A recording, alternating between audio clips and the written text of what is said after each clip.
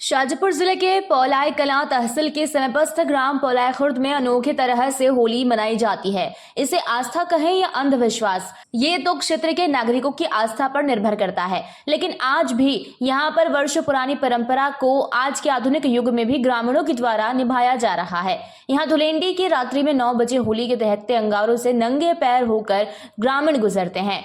देश के अलग अलग हिस्सों में होली का त्योहार मान्यताओं और परंपराओं का समागम है। होली कहीं फूलों से तो कहीं पर लोग रंग गुलाल लगाकर तो कहीं लठ बरसाते हुए होली खेलते हैं। लेकिन आपने कभी आग के जलते अंगारों पर चलकर होली खेले जाने के बारे में नहीं सुना होगा और इस पर यकीन कर पाना आपके लिए थोड़ा मुश्किल हो सकता है। लेकिन पौलाई कला तहसील के गांव पौलाई खुर्द में होली के दिन गल महादेव के मंदिर प्रांगण में धधकते अंगारों पर चलने की परंपरा है। ऐसे ग्रामीणों की आस्था और मान्यता है कि यहाँ पर धधकते हुए अंगारों पर चलने से गल महादेव भक्तों की इच्छा पूरी करते हैं।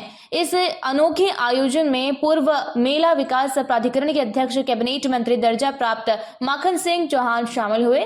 प्रदेश के उच्च शिक्षा मंत्री इंदर सिंह परमार सहित कई जनप्रतिनिधि शामिल हुए। ये ग्राम पौलाई खुर्द में पहले से ऐसा है कि यहाँ बहुत परंपरा है और सबकी मनोकामनाएं पूरी होती है यहाँ पे, और ये बहुत दिन से चला आ रहा है यहाँ की जगह, और सबकी मनोकामना पूरी होती है। और जो मनोकामना पूरी करने चाहता है वो सबसे पहले निकलता है यहाँ पे और सबकी मनोकामना पूरी होती है यहाँ पे। ये परंपरा तो आदिकाल से चली आ रही है, पुराने समय से चली आ रही है, और यहाँ आज के दिन महादेव के रूप में इस उत्सव को मनाते हैं। महादेव का यह परिसर है जिसे हम गल महादेव कहते हैं। यह शिव रूप आज हमारे ग्रामवासियों को दर्शन देने के लिए, उनकी कृपा बरसाने के लिए यहाँ साक्षात उपस्थित होते हैं अपने भक्तों के लिए, क्योंकि यह जो कार्यक्रम है यह अपने आप में यह सिद्ध करता है कि धधकते अंगारों पर चलने पर किसी को आज तक किसी प्रकार का नुकसान नहीं हुआ है।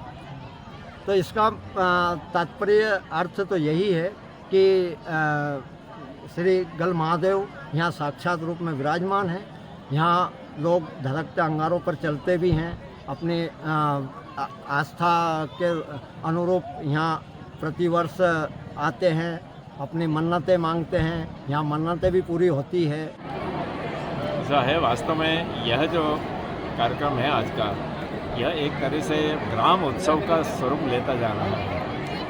पहले बहुत सीमित लोग आकर के यहाँ इकट्ठे होते थे, अब ऐसा ध्यान में आ रहा है कि लगभग सारे गांव के ही लोग, सभी वर्गों के, सभी जाति समाज वालों के, और इतना ही नहीं तो आसपास के भी गांव के दूर दूर तक के अब लोग यहाँ पर आने लगे हैं। उसका कारण केवल एक है कि यहाँ पर जो है भगवान शंकर की उपस्थिति प्रत्यक्ष से सबको अनुभव होती है और उन्हीं का पूजन होता है, उन्हीं के आशीर्वाद प्राप्त करते हैं। गया वर्ष ये आनंदपूर्वक गया, अगला वर्ष भी ये आनंदपूर्वक बीत जाए, ऐसी उनके चरणों में सब प्रार्थना करते हैं। सामूहिक रूप से हमारा जीवन सुखी, समृद्ध और संस्कारित रहे और बाकी सारा समाज भी अच्छी दिशा में चले।